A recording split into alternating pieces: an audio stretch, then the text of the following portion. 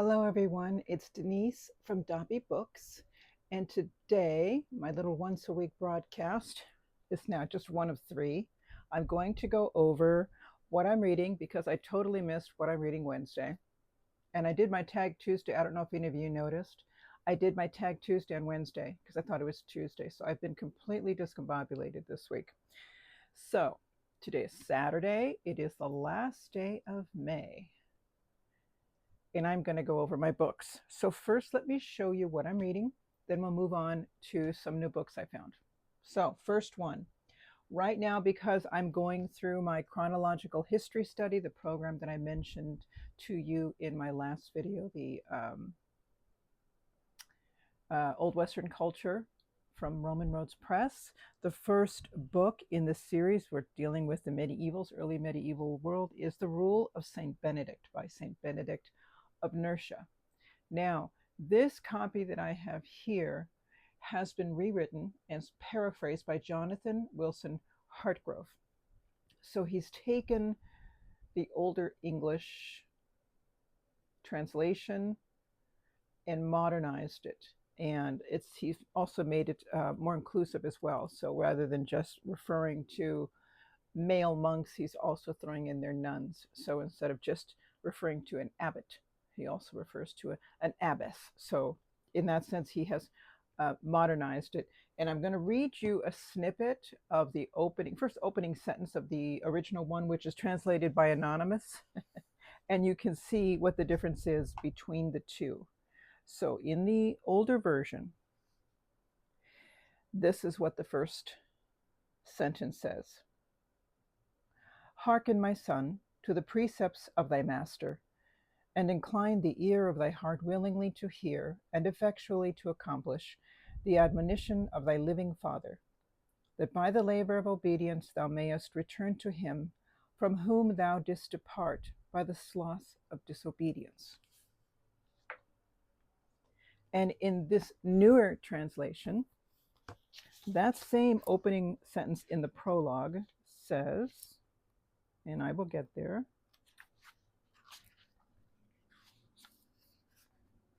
here we go.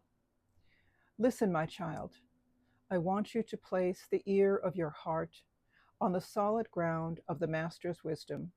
What I received, I am passing on to you. This advice is from a spiritual father who loves you and gives you the sort of counsel that will shape your whole life. Listening is hard work, but it's the essential work. It opens you up to God, to the God that you've rejected when you have only listened to yourselves.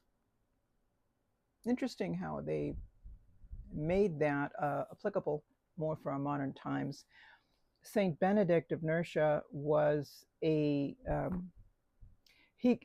was born in Italy, and this was at the time after the Roman Empire fell, the Western Empire fell, and there were lots of civil wars going on. So society was chaotic and lawless, every man for himself, basically. And what Saint Benedict he came from a family, an upper middle class family. He was able to get himself an education and travel a bit. And it was in his travels that he realized that maybe the goals that he was pursuing in his career, if you will, weren't exactly where they needed to be. So he decided to imitate the desert fathers like Saint Anthony of Egypt. And he went off and became a hermit, living on his own, got a little cave set up for himself. And he progressed well. And people would come to him and ask his advice, some spiritual direction. In time, there was a monastery in the area that wanted him to come and be their abbot. Their own abbot had just died. And St. Benedict sort of forewarned them, you know, I like to do things a certain way, and I just want to let you know that I'm going to be insisting on that type of order in your monastery. Are you still interested? They said, yes, yes, yes. Well, long story short, they didn't like it. And there were a couple of times where they actually tried to poison him. So he realized, okay, this is not where I need to be. And he left. And eventually he established a monastery on Monte Cassino. It's a beautiful monastery. It's been there ever since. So it's been there since, I believe, the 500s. And it's gone through various renovations. You know, it got destroyed during certain wars that were going on at the time, including World War II, and was always rebuilt. So you can see it today. It's beautiful. It's just stunning when you see it up on the mountain. And he established a community of order and moderation, community where there was a leader who had to be the servant of all, basically. This was the what's the admonishment, the encouragement that the leader had to practice humility and moderation, self-discipline, living a holy life, because they were, number one, the example for the rest who were living there.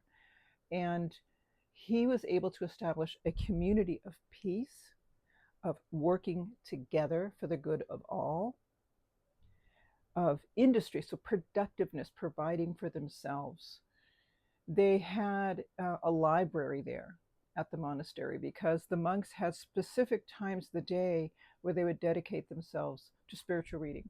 And in time, Saint Benedict's influence spread throughout Europe. Number one, the people who were living outside this community were able to see this example of, quite literally, a city on a hill, of what life could be like. The chaos that they were having below in the wars and whatnot was such a contrast to the community that St. Benedict had established. And that influenced the rest of Europe in just remarkable ways, because when you think about it, because the monks had the library there, it encouraged the keeping of libraries in Europe. And because people wanted to come to that community and not necessarily become monks, but they wanted to have some sort of connection with that community, to learn from it and to emulate the lives of these monks, that people from there, they could be a part of that community in some way, participating and contributing. And this in turn also just sort of spread. So now people were getting educated at the monasteries because the libraries were there and many of the monks were educated. And those schools eventually became the birth of universities in Europe. So when you think, this one man who decided, I really don't like where my life is going, I'm going to try to pursue something that I think is more valuable, which for him was his spirituality.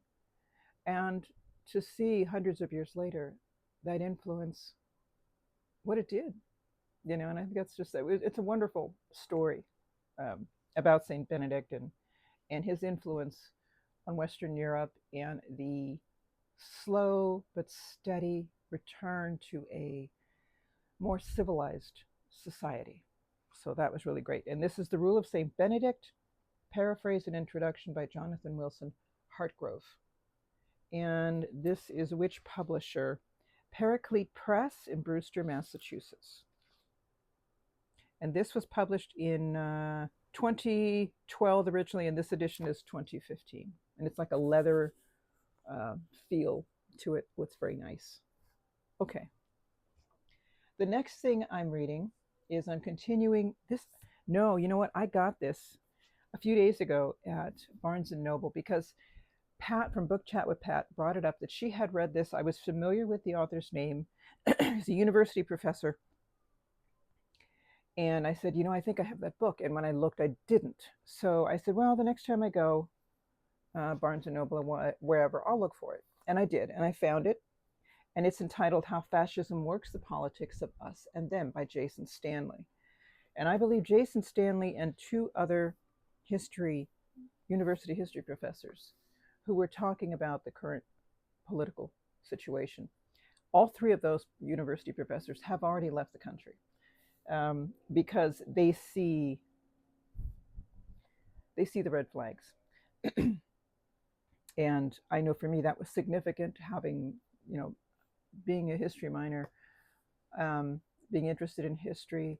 When you have someone who teaches history, who does that research in history, you think these university professors have their PhDs in history. So they're doing their own research, they're finding things, they're presenting their information. So they've dug in the sandbox, basically. They're very familiar with this content. So for them to say, time to go, that's something that should be, I think, listened to very carefully. So I decided to pick up his book, and I sat down with with an Americano, right? Because I wanted a decaf this time. Sat down with my Americano, and I started reading. And this is an easy read. It's not, I mean, even the font, you know, and the spacing between the sentences and the whole nine, and the floppiness of the book, everything about this book is easy to read. It's so accessible. And I had a hard time putting it down. I finally had to tell myself, okay, the place is going to close eventually. You really have to go home now. And I've continued reading it, and it is an eye opener. I think this is something that a lot of us should read, to educate ourselves. And I think maybe in a sense that rather than us having this feeling like we want to bury our heads in the sand or try to tune it all out, at least we've got some good basic information that's going to help to empower us. And some may still decide to leave, and that's okay. And others will decide to stay, and that's okay.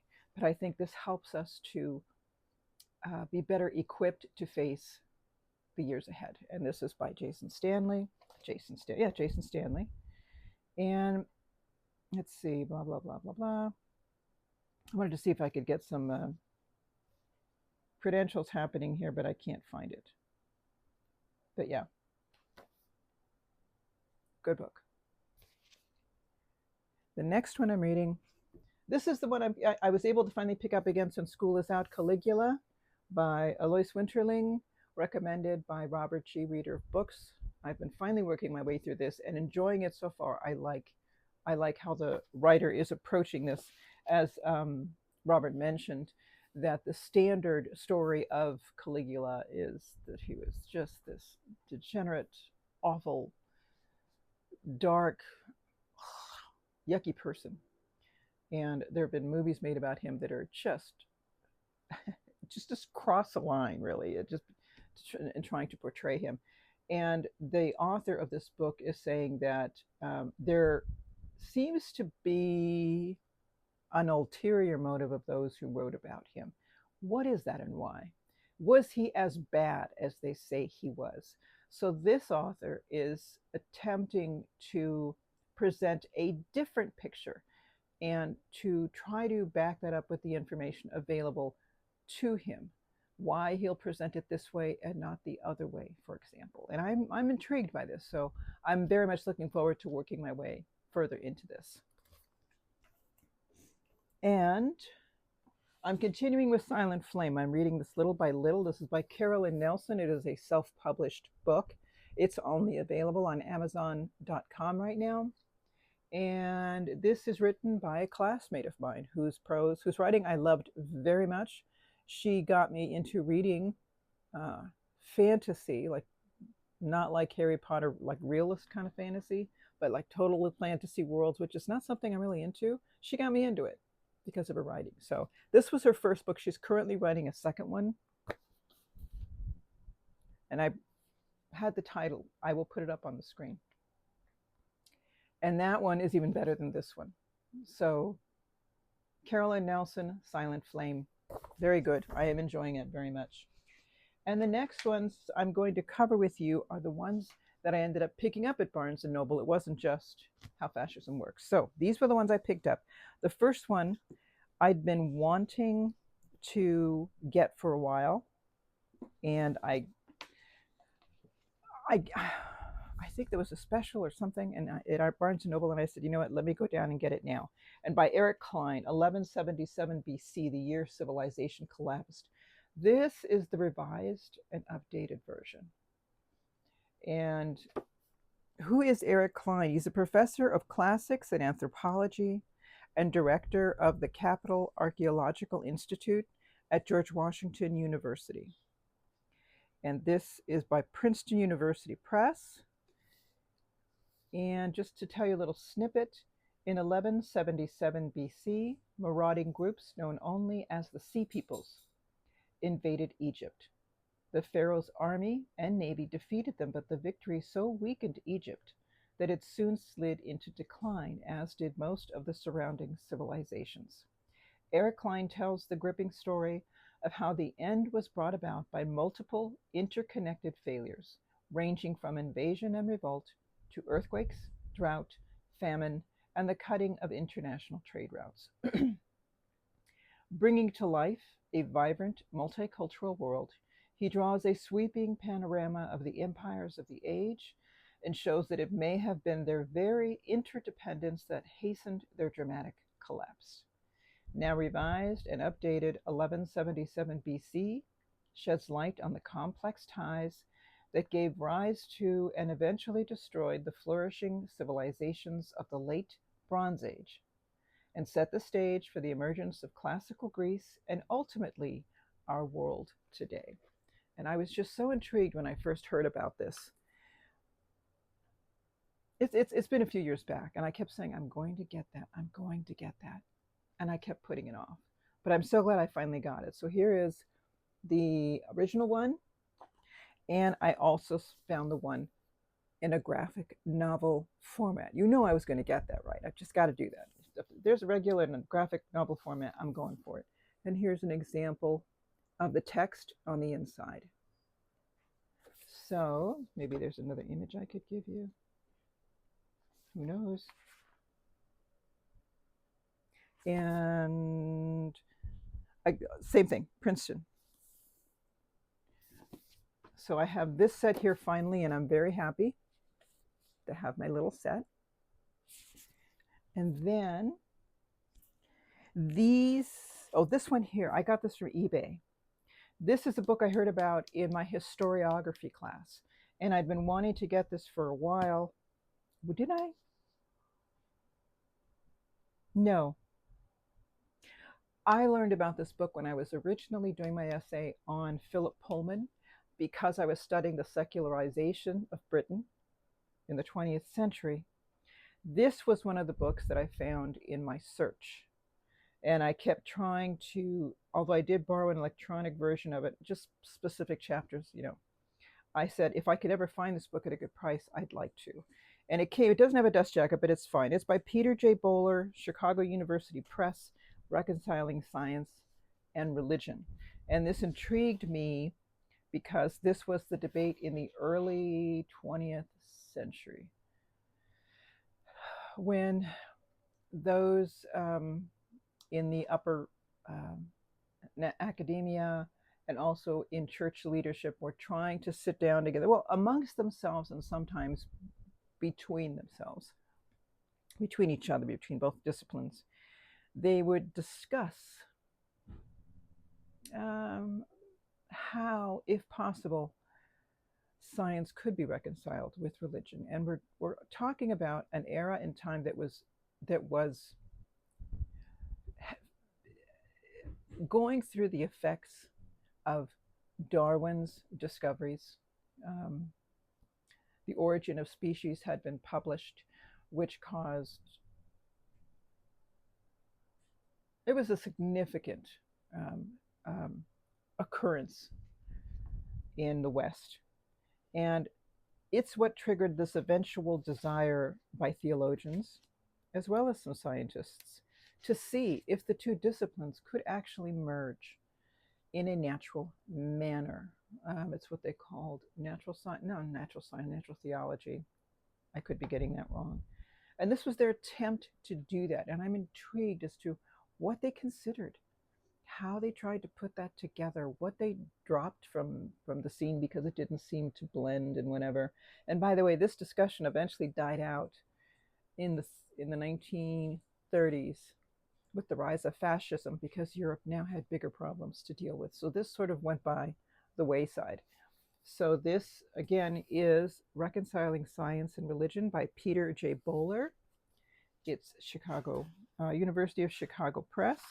And this was originally published in 2001. So this book was published in 2001. There we go. I wish I had the dust jacket, but oh well. All right. These next two I purchased from Princeton University Press because they were having a 40% off deal. How can I turn that down? And the first one I got is by Martha Nussbaum, Not for Profit: Why Democracy Needs the Humanities. I knew I was going to love this, just looking at the topic. Martha Nussbaum is a well-known speaker. She's written a ton of things, articles, essays, books on various topics. And here her credentials: Martha C. Nussbaum is the Ernst Freund Distinguished Service Professor of Law and Ethics at the Law School and in the Philosophy Department at the University of Chicago. Her many books include Justice for Animals and Hiding from Humanity. And I found a very interesting article. I believe it was published in the New Yorker. And if I can, I'm going to provide a link to that. It's very interesting and insightful about her. And in the back here, let me read you the quick summary. Historically, the humanities have been central to study because they have been seen as essential for creating competent, democratic citizens. But today, the aims of education have gone disturbingly awry throughout the world. In Not-for-Profit, celebrated philosopher Martha C. Nussbaum makes a passionate case for the importance of the liberal arts at all levels of education. We increasingly treat education as though its primary goal were to teach students to contribute to national economic growth, rather than to think critically and become knowledgeable, creative, and empathetic individuals.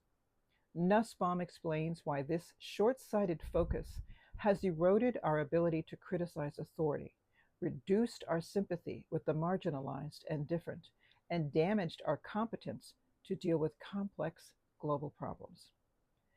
Translated into 25 languages, this timely and influential book draws on stories both troubling and hopeful from the United States and abroad, offering a manifesto that should be a rallying cry for anyone who cares about the deepest purposes of education.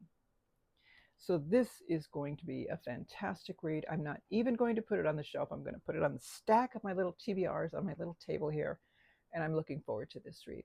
And I will again try to put that link in the description box. And this is another one I purchased from the same sale by Princeton. It's Lost in Thought: The Hidden Pleasures of an Intellectual Life by Zena Hitz. And this talks about, I got a printout here to do a little background on her. Zena Hitz studied at St. John's College, Cambridge University, the University of Chicago, and Princeton before teaching philosophy at McGill University, Auburn University, and UMBC. Her book explores the meaning and the value of learning for its own sake through images and stories of bookworms, philosophers, scientists, and other learners, both fictional and historical. She writes and speaks on the human need to learn for its own sake and what it means for educational institutions to take that need seriously. I cannot wait. This is just fantastic. And yeah, just as someone who's always loved learning and spent a lot of my life not sure how to do something like that, but still going for it, of course this is going to draw my attention. And I want to make a point about these two books from Princeton University Press.